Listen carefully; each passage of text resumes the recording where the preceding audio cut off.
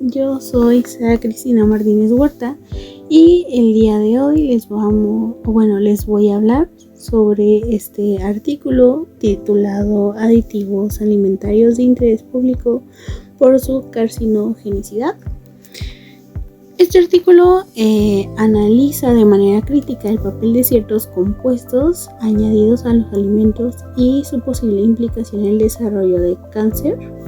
Para contextualizar en el tema, es importante entender que los aditivos alimentarios forman parte esencial del sistema alimentario moderno. Su uso nos ha permitido mejorar la vida útil de los productos, ya sea para mantener su estabilidad microbiológica,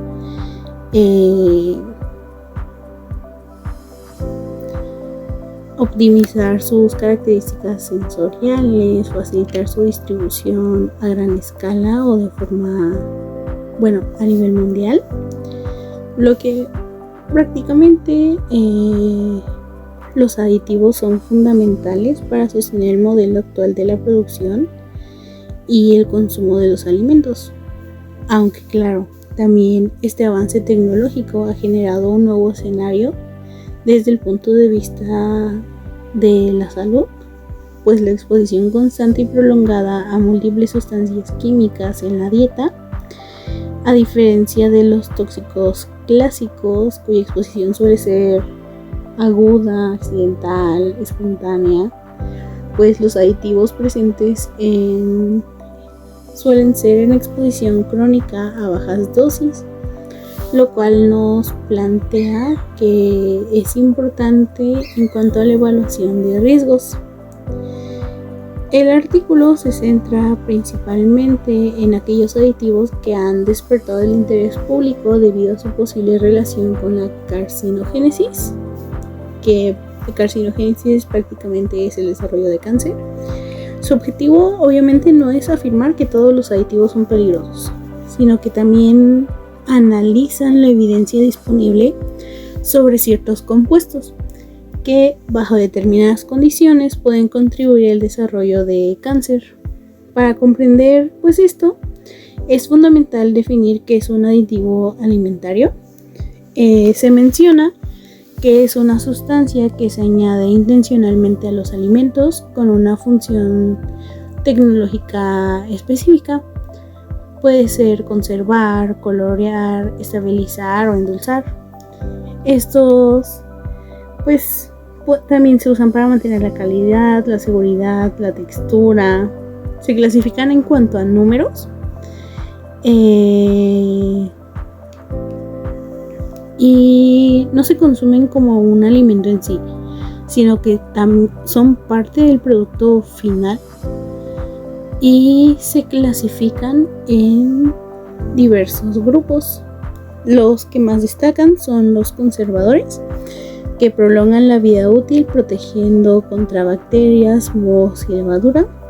Un ejemplo sería el ácido sórbico o los sorbatos. En cuanto a los lácteos y repostería, el ácido benzoico o benzoatos en cuanto a refrescos y salsas, y los nitritos y nitratos en carnes crudas.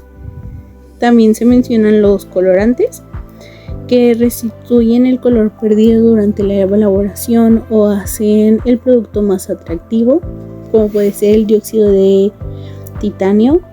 Los edulcorantes, que son sustitutos de azúcar, aportan pocas o ninguna caloría para mejorar el sabor. Puede ser sacarinas, sacralosa, ciclamato sódico. Se mencionan también los antioxidantes, que protegen contra el deterioro por oxidación, evitando el enranciamiento de grasas o los cambios de color. Y cada uno de estos cumple funciones distintas, como ya nos dimos cuenta, pero todos comparten el hecho de que forman parte de la dieta habitual de la población, especialmente en los contextos donde predominan los alimentos ultraprocesados, como obviamente nosotros no somos la excepción. El concepto central del artículo es la carcinogenicidad, que implica la capacidad de sustancias para inducir el cáncer. Este concepto es muy complejo y multifactorial, ya que incluye etapas como la iniciación, en la que ocurre la alteración genética, la promoción donde las células alteradas proliferan, la progresión en la que se desarrolla un tumor maligno. A nivel molecular, los agentes carcinogénicos pueden actuar mediante distintos mecanismos. Uno de los más importantes sería el daño directo al DNA, ya sea por la formación de aductos o por la inducción de mutaciones. Otro mecanismo relevante sería por la generación de estrés oxidativo, que produce un daño celular, generando además también algunas sustancias pueden alterar la regulación del ciclo celular o interferir con procesos de repartición de la DNA, generando mutaciones. Dentro de los aditivos analizados destacan los nitritos y los nitratos, que estos pues principalmente cumplen con 3 roles críticos en los productos, que suelen ser carnes, jamón, salchichas, embutidos. El primero sería la seguridad microbiológica, ya que inhibe el crecimiento de Clostridium botulinicum. Esta bacteria es la responsable de la toxina botulínica, la fijación de color. Reaccionan con la mioglobina de la carne para mantener el color rosado o rojo que los caracteriza mucho, evitando que se torne grisácea. El sabor y el aroma, que pues contribuyen a ese típico olorcito de las carnes, y previene el enranciamiento oxidativo de las grasas. Estos destacan como un ejemplo relevante, ya que se utilizan, como ya dije, en productos cárnicos. Sin embargo, en condiciones específicas del tracto gastrointestinal, pueden reaccionar con aminas y formar nitrosaminas, compuestos altamente carcinogénicos.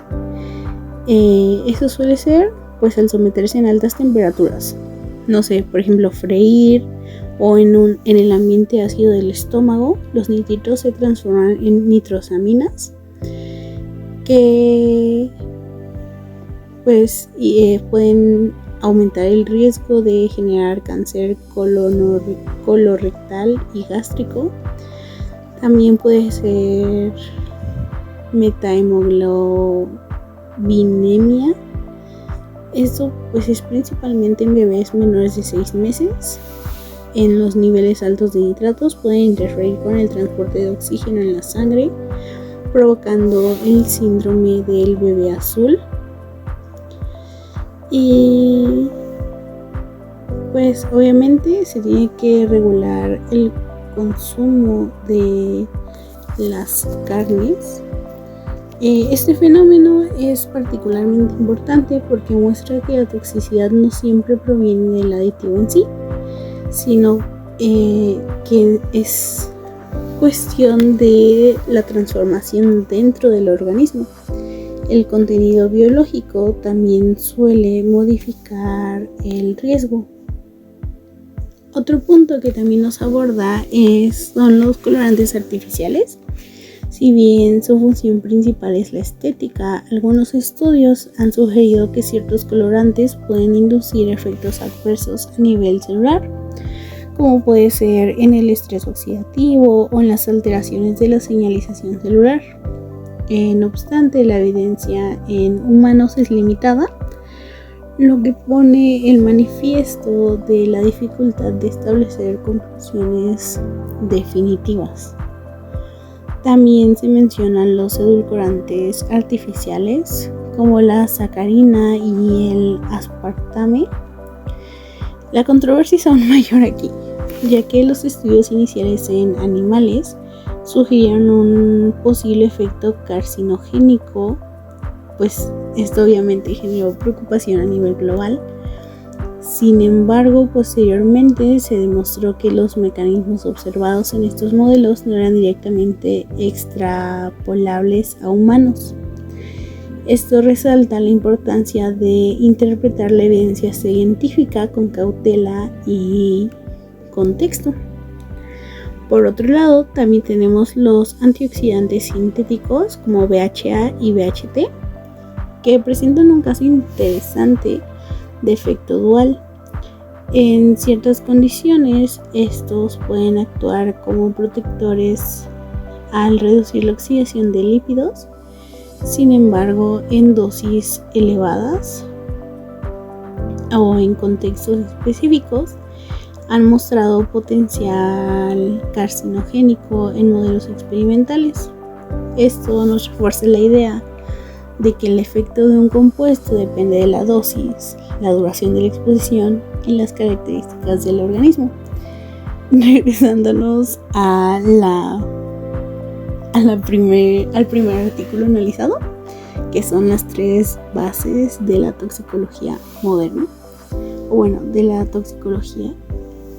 Aquí pues entra principalmente la relación dosis-respuesta, la famosa frase, la dosis hace al veneno, que implica que cualquier sustancia puede ser tóxica si se consume en cantidades suficientes. En el caso de los aditivos, el problema no es necesariamente su presencia individual, sino que también es la exposición crónica repetida combinada con múltiples compuestos. Este punto es clave desde la perspectiva de la nutrición clínica, ya que en la vida real las personas no consumen solo un aditivo, sino que es la combinación de todos ellos a lo largo del día, a lo largo de la semana, a través de diferentes alimentos, lo que nos va generando una exposición acumulativa que no puede estar completamente contemplada en las evaluaciones regulatorias. Pues la regulación de los aditivos alimentarios obviamente son evaluados por organismos internacionales que establecen una ingesta diaria admisible. Estos obviamente se basan en estudios toxicológicos y buscan garantizar la seguridad del consumidor. Sin embargo, pues el artículo nos plantea que puede tener ciertas limitaciones, ya que suelen evaluar los compuestos de forma aislada y bajo condiciones controladas. Además, muchas de estas evaluaciones no suelen considerar completamente los efectos a largo plazo ni la interacción entre múltiples sustancias. Nos genera una brecha enorme entre la seguridad teórica establecida por regulaciones y la exposición real a la población. Desde el punto de vista de la salud pública, el aumento de consumo de alimentos ultraprocesados ha incrementado la exposición de aditivos también, lo que es especialmente relevante en poblaciones urbanas, donde este tipo de alimentos representa una proporción significativa de la dieta. El artículo también invita a reflexionar sobre la percepción del riesgo, ya que muchos consumidores no suelen ser conscientes de la presencia de aditivos ni de sus posibles efectos, lo que limita la capacidad para tomar decisiones informadas. Esto pues sí nos resalta mucho la importancia de la educación nutricional como herramientas preventivas. Por ejemplo, en México se utilizaron los etiquetados, pero pues obviamente no te dicen exactamente cuáles aditivos y tampoco te van a decir si comes mucho de esto te va a dar cáncer, a excepción de los cigarros. El artículo también nos invita a reflexionar sobre la percepción del riesgo. Y en cuanto a los análisis críticos, el artículo nos aporta una visión relevante al destacar posibles riesgos asociados con los aditivos. También pues nos presenta varias limitaciones, como puede ser la evidencia que lamentablemente viene de animales principalmente, lo que nos dificulta la extrapolarización directa a los humanos. No siempre se cuantifica la magnitud del riesgo en condiciones reales de consumo. Y pues, aunque hay ciertas limitaciones, el enfoque del artículo sí suele ser coherente con el principio de precaución, el cual es fundamental para la salud pública. El principio pues obviamente nos dice que hay una posibilidad de daño y es preferible optar por medidas preventivas incluso si no hay evidencia. Aquí entra el más vale prevenir que lamentar. En conclusión, pues el artículo nos plantea que algunos aditivos alimentarios pueden tener potencial carcinogénico, principalmente a través de mecanismos como el estrés oxidativo, la formación de compuestos reactivos, la inducción de mutaciones. Y aunque la evidencia en humanos es variable, es limitada, el consumo frecuente de alimentos ultraprocesados puede incrementar la exposición a estos compuestos, lo que nos refuerza la necesidad de promover patrones de alimentación más saludables. Desde el enfoque nutricio, pues es ir un poco más allá del conteo de macro y micronutrientes.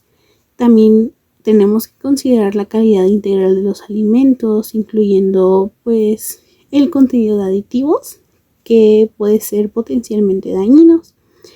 Y pues finalmente el mensaje central del artículo es que la innovación de la industria alimentaria debe ir de la mano con la evaluación continua de sus implicaciones en la salud, con el objetivo de garantizar no solo la disponibilidad de alimentos, el sabor o que te dure más tiempo, sino que también una seguridad a largo plazo para el consumidor. Y eso sería todo. Muchas gracias por su atención.